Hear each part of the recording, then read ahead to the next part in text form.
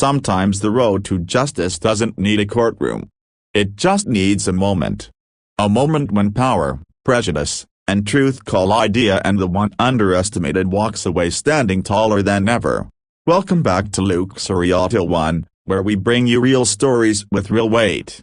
If you've ever been judged before someone knew your name, this one's for you. It was just past 7 a.m. when Judge Marcus Ellison pulled onto a quiet road in his black electric sedan. His Honor was dressed sharply in a charcoal suit, crisp white shirt, and no tie. He liked keeping it relaxed before court. He sipped coffee, humming an old Sam Cooke tune from the radio. The sky was golden. It was a perfect morning. Until flashing lights appeared behind him. He glanced in the mirror. A cruiser. Sirens quick. No traffic around. He signaled, calmly pulled over. A white officer approached. Tall, buzzcut, rigid in movement. Sunglasses still on. License and registration, he barked. Didn't even say good morning. Marcus kept his tone steady. Good morning, officer. May I ask what this is regarding? Don't get cute with me, the cop snapped. This vehicle has been reported in a suspected drug route. Step out of the car. Marcus blinked. A drug route? He chuckled softly. Officer, this car is registered in my name. Yeah. Step out. Now. Marcus obeyed. Years in the justice system had taught him something. Sometimes you win by staying calm. Sometimes, though, calm isn't enough. As he stepped out, he heard the officer call for backup. Unnecessary. Unnecessary unless you saw only the skin. Hands on the car, the officer barked. Marcus did. He was searched. Phone taken. Briefcase opened on the hood like he was smuggling state secrets.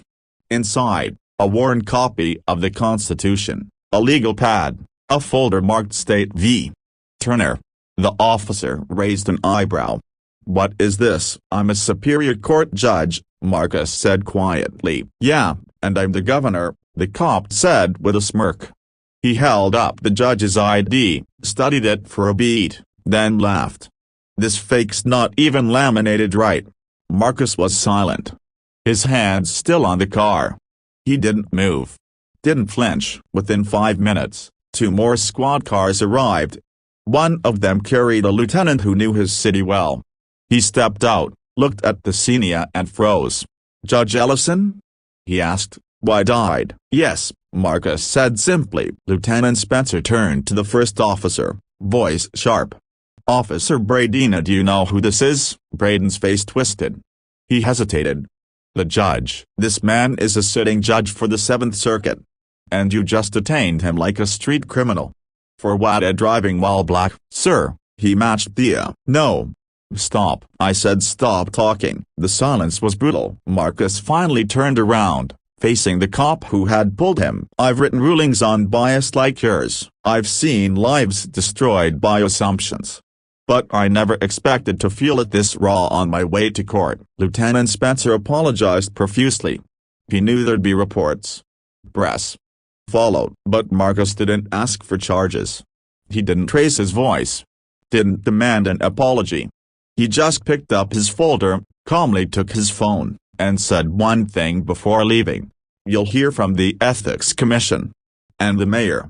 Because I'm scheduled to swear her in this afternoon, and then he drove off. But the story didn't end there. Within 2 hours, word of the traffic stop leaked.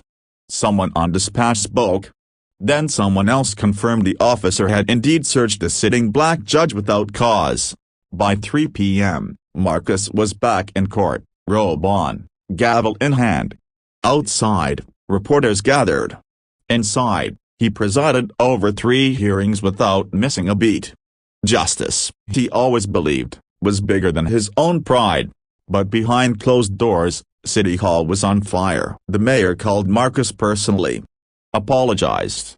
Offered to hold a press conference beside him. He declined. I don't want a press tour. I want policy. I want anti-bias retraining. I want racial profiling to be documented. And I want Braden off the street until he's cleared by a review board.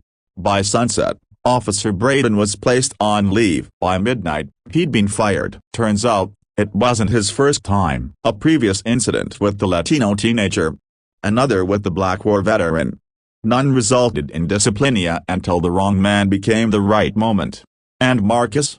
He didn't gloat. He went home, kissed his daughter goodnight, and sat quietly on the porch, watching stars scatter over the city that had tried to embarrass him. But there was one more twist. 3 days later, a letter arrived at his office. Unsigned. Inside, a note scribbled in shaky handwriting: "You didn't yell. You didn't curse. But you made the whole system shake. Thank you for doing what I couldn't when it was me." A janitor who remembers. Marcus held that letter for a long time because he knew. The moment wasn't just about him. It was about everyone who had been pulled over, questioned, followed in a store, asked if they belonged there before being asked their name. Luxary Auto One brings you this story not to provoke rage, but to remind you, quiet power can still be mighty. And sometimes, the robe speaks louder than a badge.